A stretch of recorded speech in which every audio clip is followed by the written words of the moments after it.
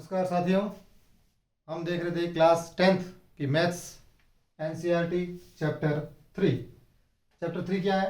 Pair of linear equations in two variables. Linear equations पढ़ेंगे, उनकी भी पेयर्स होंगे, जोड़े में होंगे, और वेरिएबल्स कितने होंगे? टू वेरिएबल्स कैसे?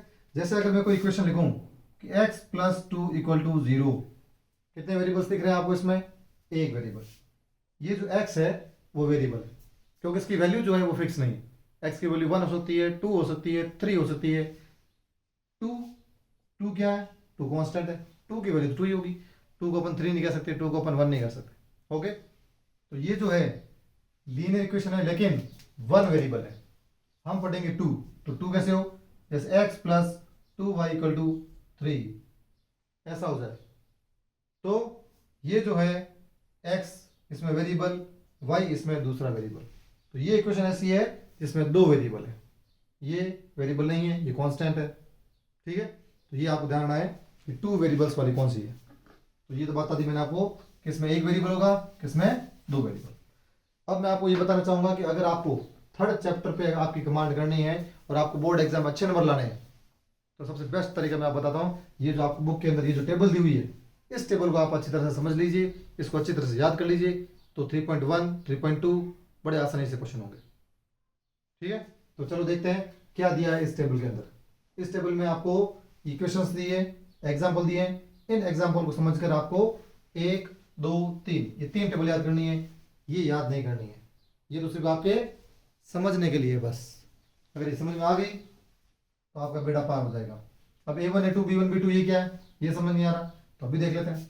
इसमें जो अपने स्टैंडर्ड जो इक्वेशन होती है वो होती है A1x plus B1y plus C equal to 0। ये तो अपनी पहली इक्वेशन। दूसरी है तो A2x plus B2y plus C2, ये C1 इक्वल टू 0, ये अपनी दूसरी इक्वेशन। ठीक है, पहली इक्वेशन है तो 1 1 1, दूसरी इक्वेशन है 2 2 2। आराम से याद आ जाएगा। 1 1 1 पहली इक्वेशन है, तो दूसरी इक्वेशन है तो उसमें 2 2 2। पहले में तो ए बी सी, दूसरे में भी A B C. A B C तो आपको याद ही रहेगा, और पहली में 1 1, दूसरी में 2 2 हो जाएगा याद, आराम से कर लोगे। तो चलो फिर अब अपन देखते हैं इस वाले क्वेश्चन में A1 बाई A2 क्या होगा। अब आप देखो A1 क्या होगा, तो इधर आप देखो तो जो x के साथ है वो A1 है, x के साथ तो कौन है? कोई नहीं है, तो कोई नहीं है मतलब 1 है। अपॉन A2 है तो दूसरी वाली इक्वेशन में x के साथ जो होगा वो A2, x के साथ कौन है? 3, तो ये 3 आ गया A1 बाई A2। क्लियर, आगे चलो B1 बाई B2 निकालो। B1 है कौन? पहली वाली इक्वेशन में y के साथ जो है वो B1 है, पहली वाली इक्वेशन में y के साथ जो वो B1 है। लेकिन यहाँ थोड़ा ध्यान रखना है, यहाँ स्टैंडर्ड इक्वेशन में अपने सब जगह प्लस प्लस है, जबकि यहाँ माइनस आ गया है। तो फिर क्या करें? आंसर क्या होगा इसका? B1 क्या होगा? -2 होगा। ये आपको थोड़ा ध्यान रखना पड़ेगा। जहां भी माइनस आए आपको बिल्कुल अलर्ट हो जाना है, क्योंकि अपने इन स्टैंडर्ड इक्वेशन में प्लस प्लस है, तो कहीं पर भी अगर माइनस आता है तो वो माइनस उस वैल्यू के साथ चल जाएगा, माइनस आता है तो उसके साथ चल जाएगा। प्लस आ रहा है तो कोई टेंशन नहीं, माइनस आए तो थोड़ा आपको ध्यान रखना। चले आगे, B1 हो गया। अब B2 क्या है? B2 के लिए अपन को इस इक्वेशन जाना पड़ेगा। B2 क्या है? जो y के साथ में, y के साथ कौन है? 4, प्लस का ही है तो कोई झंझट नहीं है, ये 4। अब आगे चलते हैं C1 बाई C2। C1 क्या है? C1 तो इसमें दिया ही नहीं, A B और C था यहाँ, A B और C। 0 कुछ नहीं है, तो यहाँ अपन प्लस 0 लिख सकते हैं, प्लस 0। तो अपना C1 क्या होगा? यहाँ पर 0 होगा। C2 क्या होगा? C2 ये रहा, C2 ये होगा, लेकिन माइनस का है तो माइनस का वैल्यू उसके साथ जाएगी। क्लियर, तो ये अपनी बात हो गई। A1 A2 निकाल दिया, B1 B2 निकाल दिया, C1 C2 निकाल दिया। ऐसे अपन को इनके भी निकालने, निकाल लोगे तो बहुत आसान है। A1 2, A2 4, B1 3, B2 इसमें y के साथ कौन है? 6, C1 कौन है? 9 9 नहीं, -9। C2 कौन है यहाँ पर? 18, माइनस में है, माइनस। ये आ गई A1 A2 B1 B2 C1 C2।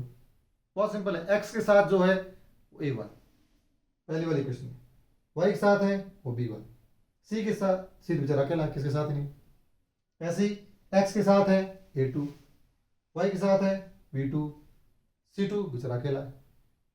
Clear, आराम से दो इक्वेशन होगी आपके सामने, दो इक्वेशन होगी, नाम भी देखो pair of linear equation, linear equation का पेयर है, जोड़े में, तो जोड़े में जोड़े में जोड़े में है। चलो आगे इसमें निकालते हैं अपन, इसमें भी x के साथ कौन, कोई नहीं मतलब 1 अपॉन a2 इसमें दूसरी वाली इक्वेशन में कौन x के साथ 2 है।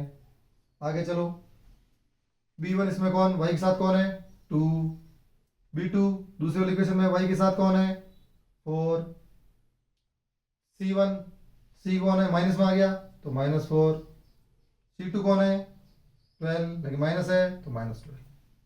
ये तो अपने a1 a2 b1 b2 और c1 c2 निकल गए।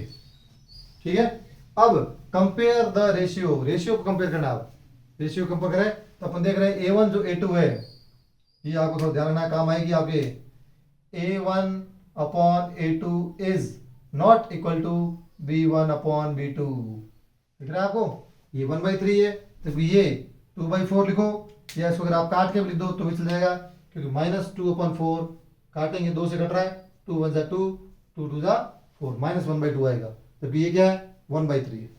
तो क्या ये दोनों इक्वल है, नहीं है, तो अगर ये दोनों इक्वल नहीं है तो हमको लिखना है कि a1 a2 जो है वो b1 b2 के बराबर नहीं है।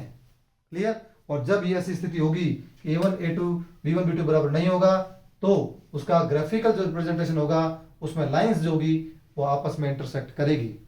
कैसे, अगर आप ग्राफ बनाओगे जब, तो ग्राफ के अंदर ये y लाइन, ये x लाइन, और जब आप लाइंस बनाएंगे, अपन आगे क्वेश्चन करेंगे तब उसमें देखेंगे कि ग्राफ के अंदर दो लाइनें बनेगी, एक लाइन मान लो ऐसे जा रही है तो दूसरी लाइन ऐसे जा रही होगी, और ये जहां कटेगा ये उसका सॉल्यूशन होगा, वो उसका आंसर होगा। तो ये लाइंस आपस में कट रही है तो ये इंटरसेक्टिंग लाइंस है। तो ऐसी स्थिति जब होगी तब ग्राफिकल रिप्रेजेंटेशन में जब अपन ग्राफ बनाएंगे तो उसमें लाइंस कैसी होगी, इंटरसेक्टिंग होगी। ठीक है, और जहां ये दोनों लाइनें काटेगी वही अपना क्या होगा, आंसर होगा, और एग्जैक्टली वन सॉल्यूशन होगा, और वही क्या होगा, यूनिक सॉल्यूशन होगा। कैसा होगा, एक आंसर होगा जहां दो लाइनें कटेगी वो अपना आंसर होगा, वन सॉल्यूशन का हो या यूनिक एकमात्र उसका आंसर होगा। और ये जो पेयर ऑफ इक्वेशन होगी, ये जो पेयर ऑफ इक्वेशन है ये कैसी होगी, कंसिस्टेंट। ये भी क्वेश्चन आने वाला है आपके एग्जाम में, ध्यान रखना, ये आपके एमसीक्यू में काम आएंगे, ये आपके वन वर्ड में काम आ सकते हैं, ये भी आपके वन वर्ड में काम आ सकते हैं, ये भी आपके वन वर्ड या एमसीक्यू में काम आ सकते हैं, जहां पर एक लाइन आपको दे देंगे और कह देंगे कि ये सिचुएशन दे देंगे और पूछ लेंगे कि लाइन से इंटरसेक्ट करेगी या कोइंसिडेंट रहेगी या पैरेलल होगी, या इनमें से पूछ लेंगे क्या आज का जो आंसर होगा या जो सॉल्यूशन होगा वो वन होगा या इन्फिनिटली सॉल्यूशन होगा या कोई सॉल्यूशन नहीं होगा। ठीक है, तो पहली बात ये पता क्या चलेगा, इन सब पता चलेगा इससे, और इसका पता क्या चलेगा इनसे, इसका पता क्या चलेगा इनसे। ये आपके एग्जाम में देंगे, याद नहीं करना है, एग्जाम में सब मिलेगा आपको, ये मिलेगा बिल्कुल। और इसको देखकर अपन को a1 a2 b1 b2 c1 c2 निकालना है। और फिर अगर a1 a2 b1 b2 बराबर नहीं है तो वो क्या होगी, इंटरसेक्टिंग लाइन होगी, मतलब ग्राफिकल रिप्रेजेंटेशन जो है, ग्राफ अगर बनाते हैं तो दो लाइनें आपस में काटेगी। और अगर एल्जेब्रिक इंटरप्रिटेशन पूछ रहे हैं तो उसमें आंसर आएगा, और एक आंसर आएगा सिर्फ। ठीक है, और वो पेयर ऑफ इक्वेशंस जो होगी वो कंसिस्टेंट पेयर ऑफ इक्वेशन होगी। क्लियर, पूछा जाएगा वहां कि कंसिस्टेंट है कि नहीं है, आप देखना 3.1 में, 3.1 में जो एक्सरसाइज दी हुई है उसमें पूछा हुआ क्वेश्चन ये दे दिया आपको, और पूछ लिया कि क्या ये equations, pair of equations consistent है या इनकंसिस्टेंट है, तो पता क्या चलेगा फिर आपको, ये इनसे पता चलेगा। क्लियर, आगे चलते हैं। अब अपन देखेंगे इसमें अपन देख रहे हैं कि a1 upon a2 is equal to b1 upon b2 equal to c1 upon c2, तीनों के तीनों बराबर है, आप देख सकते हैं। आप बोलोगे तो हमको अलग अलग दिख रहे हैं, अलग अलग दिख रहे हैं, क्या हो, काटो इसको, ये काटेंगे तो क्या हो जाएगा, 2 1 2 2 2 4 1/2 आ गया, इसको काटा 3 1 3 3 2 6, ये भी 1/2 आ गया, माइनस से माइनस कट गए, 9 1 9 9 2 18 1/2, तीनों बराबर है कि नहीं है। तो आपको काट के उसको लोएस्ट नंबर तक लेके आना है, ये से नहीं देखना है कि ये तो 2/4 है, ये 3/6 है, अलग अलग है, दिखने से अलग अलग दिखेगी, लेकिन जब आप इसको काटेंगे, इसको डिवाइड करेंगे तो अपने आप ही क्या आ जाएंगे 1/2। इसका मतलब तीनों के रेशियो जो क्या है, बराबर है, तीनों रेशियो बराबर है, तो ये जो इसमें जब आप ग्राफ बनाओगे तो इसमें को इंसिडेंट लाइंस बनेगी, मतलब इसके अंदर इन्फिनिटली मैनी सॉल्यूशंस होंगे, बहुत सारे इसमें सॉल्यूशन होंगे। और ये जो पेयर होंगे इक्वेशन ये कंसिस्टेंट होगी, इसको डिपेंडेंट भी कहते हैं। ठीक है, तो ये ध्यान रखना है। इसमें ग्राफ में मैं बताऊं ग्राफ लाइन कैसे बनेगी, ग्राफ में कैसे बनेगी। मान लो जैसे मैंने ये बनाया ये बना दिया वाई एक्सिस, ये बना दिया एक्स एक्सिस, इसमें लाइन बनेगी एकमात्र एक लाइन बनेगी बस, दूसरी लाइन नहीं बनेगी, क्योंकि जो दूसरी लाइन बनेगी वो इसके ऊपर ही बनेगी, दिखेगी ही नहीं, एक के ऊपर एक लिखा ना, को इंसिडेंट लाइन एक के ऊपर एक बनेगी। और आप अगर ध्यान से देखें तो ये इक्वेशन भी सेम ही है, सिर्फ लिखने का तरीका अलग है। देख लीजिए आप, इसमें अगर मैं 2 कॉमन ले लूं तो ये 4 क्या हो जाएगा, 2x हो जाएगा। इसमें 2 कॉमन लूं तो 3y हो जाएगा। 18 में 2 कॉमन लूं 9 हो जाएगा। तो दोनों एक ही इक्वेशन है। जब दोनों एक ही इक्वेशन है तो लाइन भी एक ही जगह बनेगी, और इस लाइन पर आने वाले सारे पॉइंट इसके आंसर होंगे। इन्फिनिटली मैनी सॉल्यूशंस, जहां तक ये लाइन जाएगी वहां तक इसके आंसर होंगे। क्लियर? चलो आगे तीसरी क्वेश्चन देखते हैं। तीसरी स्थिति क्या कहता है। तीसरी स्थिति में मैंने a1 a2 b1 b2 और c1 c2 निकाल दी। अब इसको अगर मैं गौर से देखूं तो a1 जो है a2 equal to b1 upon b2, लेकिन c1 c2 के बराबर नहीं है, c1 c2 के बराबर नहीं है। तो इसमें आप देखें ध्यान से, आराम से याद रहेगा। क्या? पहले वाले में a1 और b1 b2 बराबर, a1 और b1 बराबर नहीं है, नीचे वाले में b1 और c1 c2 बराबर नहीं है। ठीक है, और बीच वाला जो है इसमें सब बराबर है। तो ऐसी कैसी छाप लो, जैसी ये टेबल है वैसी वैसी अगर माइंड में छप गई तो कहीं क्वेश्चन गलत होने वाला नहीं है। पहले वाले में a1 a2, मतलब लाइन देखो ना इधर भी a b c a b c, ठीक है।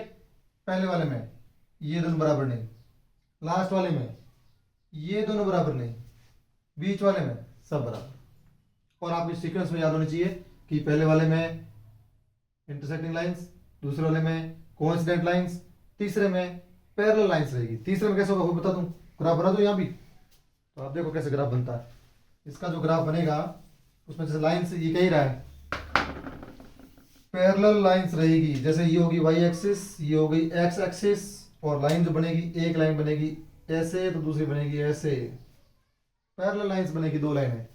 और ये दो लाइनें कभी आपस में कटने वाली नहीं है। आपको पता है कि जो पैरेलल लाइंस होती है वो कभी कटती नहीं है, और जब ये कटेगी नहीं तो कोई आंसर आएगा नहीं, कोई सॉल्यूशन नहीं होगा इसका। इसलिए यहाँ क्या लिखा हुआ है, ये जो पैरेलल लाइंस है इसमें कोई सॉल्यूशन नहीं, कोई आंसर नहीं। और इस टाइप की जो पेयर ऑफ इक्वेशन होगी वो इनकंसिस्टेंट कहलाएगी। ये एकमात्र इनकंसिस्टेंट है, ऊपर वाली दोनों कंसिस्टेंट है, जबकि तीसरी जो है वो इनकंसिस्टेंट है। क्लियर? ये आपको थोड़ा ध्यान रखना है। अगर आपने ये तीनों कंडीशंस देख ली है, अच्छी तरह से इसको याद कर ली है, तो 3.1 और 3.2 बड़े आराम से होगी। ठीक है, पहले आप इसको अच्छी तरह से समझ लीजिए, इसको अच्छी तरह से याद कर लीजिए। इसमें बहुत सिंपल है, इसमें कोई ज़्यादा कठिन वाला काम नहीं है। सिर्फ इसमें a1 a2 b1 b2 बराबर नहीं है, तो नीचे वाले में b1 b2 और c1 c2 बराबर नहीं है, और बीच वाले में सब बराबर है। पहले वाले में इंटरसेक्टिंग लाइंस, दोनों लाइन आपस में कटेगी। दूसरे वाले में कोइंसिडेंट लाइन, सिर्फ एक लाइन उसी के ऊपर दूसरी लाइन। तीसरे में पैरेलल लाइंस बनेगी इसमें ग्राफ पर। ठीक है, इधर देखें अलजेब्रिक इंटरप्रिटेशन, इसमें जहाँ कट रही है मात्र एक सॉल्यूशन होगा इसका बस। दूसरे में कोइंसिडेंट लाइन है, इन्फिनिटली बहुत सारे इसके आंसर होंगे। तीसरा पैरेलल लाइंस है, कहीं आपस में कट ही नहीं रही, तो जब कट नहीं रही तो आंसर कहाँ से आएगा, सॉल्यूशन आएगा ही नहीं, नो सॉल्यूशन, कोई इसका सॉल्यूशन नहीं होगा। हो जाएंगे याद। और तीसरे वाले में, इस वाले कॉलम में देखें तो ये दोनों कंसिस्टेंट, और तीसरा जो लास्ट वाला है इनकंसिस्टेंट। क्लियर हुआ नहीं हुआ? एक बार आप इस टेबल को बनाओ कॉपी के अंदर। ये वाला पोर्शन अपने याद रखना, ये नहीं 1 2 3 4, ये तो 4 को समझाने के लिए आपको कि भी a1 a2 b1 b2 कैसे निकालेंगे, क्योंकि आप ये निकालोगे तभी तो पता चलेगा कि ये इंटरसेक्टिंग लाइन है कि वन सॉल्यूशन है, कंसिस्टेंट है, पता कैसे चलेगा इससे। और ये कैसे निकालते हैं ये मैंने आपको बता दिया एग्जांपल्स में। तो ये 1 2 3 4, ये 4 आपको याद होनी चाहिए। इसके पीछे वाले आपको याद नहीं करनी है, पीछे वाले सिर्फ आपको समझाने के लिए। समझ में आ गया है तो बेस्ट, नहीं समझ में आया है तो आप कमेंट्स में लिखिए, आपको जवाब देंगे। और अगर आपको समझ में आ गया है तो अपने दोस्तों के साथ शेयर कीजिए, और इसका फ़ायदा दूसरों को भी लेने दीजिए। तैयारी करते रहिए, मस्त रहिए, बेस्ट ऑफ लक।